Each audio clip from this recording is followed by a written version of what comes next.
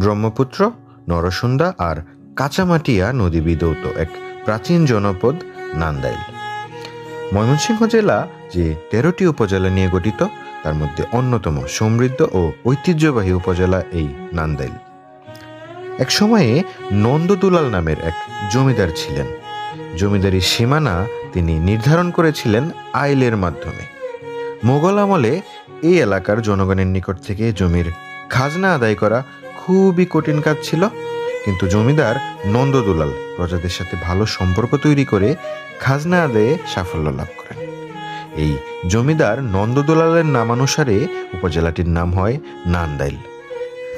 British শাসন আমলে ১৯১২ সালে নান্দাইল থানা গঠিত হয়, আর স্বাধীনতার পর ১৯৮২ সালে যাত্রা শুরু হয় নান্দাইল উপজেলার।